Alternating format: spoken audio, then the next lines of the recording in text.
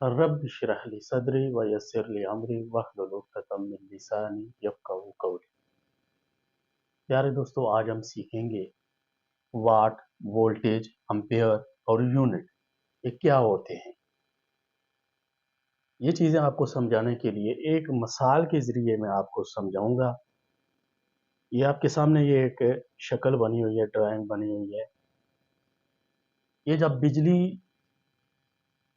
आम इलाकों में नहीं होती थी, ज़्यादा इलाकों में बिजली नहीं होती थी, तो उस वक्त हम दाने पिसवाने के लिए एक चक्की इस्तेमाल होती थी जिसे पनचक्की कहते हैं।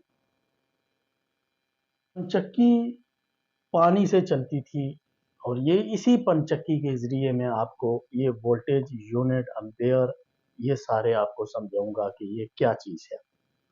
मैं पहले जैसे कि पहली वीडियो में मैं बता चुका हूँ कि वायर में ऑलरेडी इलेक्ट्रॉन मौजूद होते हैं, क्योंकि वायर एटम से बनी होती है और हर एटम में इलेक्ट्रॉन, प्रोटॉन और न्यूट्रॉन मौजूद होते हैं।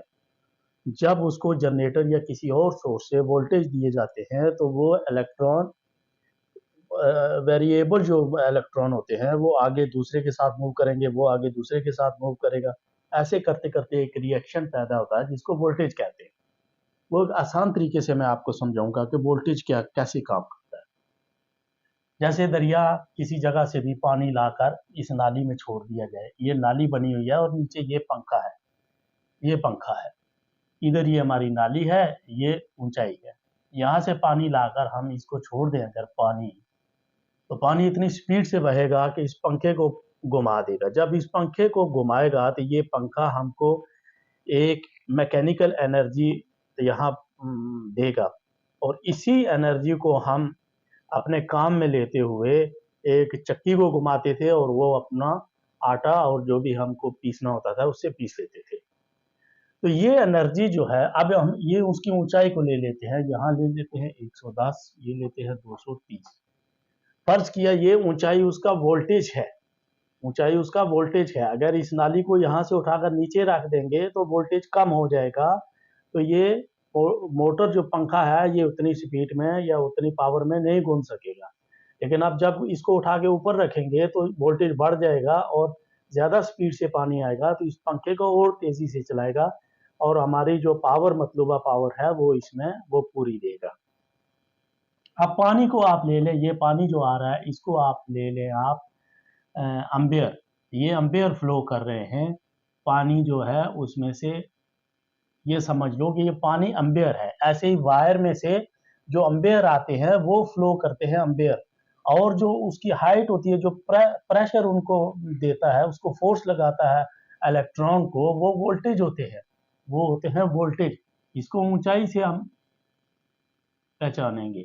ये समझ लो कि हमारे वोल्टेज है, एक जनरेटर से प्रोड्यूस करके इसको लगाया जाता है और वाट जब इसको वोल्टेज दिए जाते हैं, एम्पेयर पानी आता है तो ये घूमती है, ये गरारी घूमती है तो ये यहाँ पर एक एनर्जी पैदा करती है जिसको हम वाट में लिखते हैं। ये इतने वाट की मोटर है जिसमें हम फोर्स को हम लिखेंगे, फोर्स हो गई बराबर वाट। अब एचपी का लिख लेते हैं। एचपी होता है असल में ये 746 वाट। अगर जिस मोटर के 746 वाट हों, वाट वो एक एचपी होती है। वो ये हॉर्स पावर होता है, एचपी होता है हॉर्स पावर। तो पीछे बाकी रह गया यूनिट। यूनिट ये होता है कि ये मोटर एक, फर्ज किया ये मोटर 1000 वाट की है, 1000 वाट की अगर ये मोटर है तो इस 1000 वाट को 1 घंटे तक का एक यूनिट बराबर है 1000 मल्टीप्लाई टाइम 1 घंटा, 1 घंटा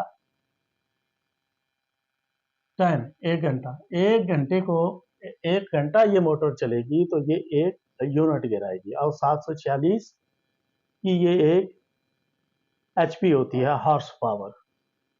तो उम्मीद है कि आपको ये वीडियो अच्छी लगी होगी और मिलते हैं नेक्स्ट वीडियो में। अपना, अपने घर वालों का और अपने इर्द गिर्द लोगों का ख्याल रखिए। मिलते हैं नेक्स्ट वीडियो में। अल्लाह।